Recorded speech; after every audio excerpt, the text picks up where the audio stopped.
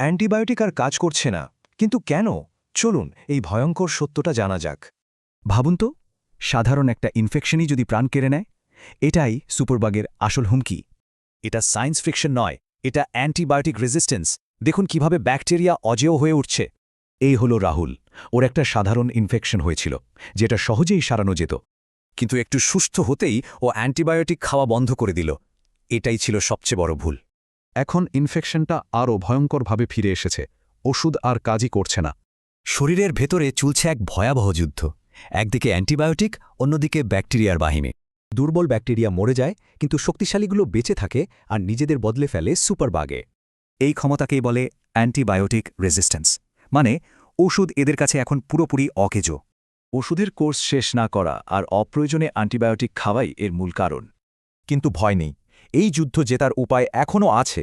আমাদের শুধু সঠিক কৌশলটা জানতে হবে। সবসময় ডাক্তারের কথা শুনুন, আর সুস্থ বোধ করলেও অ্যান্টিবায়োটিকের পুরো কোর্স শেষ করুন। কারণ সঠিক নিয়মে অ্যান্টিবায়োটিক ব্যবহার করলে নিজে তো বাঁচবেনই, অন্যদেরও বাঁচাবেন। একটা কথা মনে রাখতে হবে, অ্যান্টিবায়োটিক শুধু ব্যাকটেরিয়ার জন্য, সাধারণ সর্দিকাশির মতো ভাইরাসের জন্য নয়।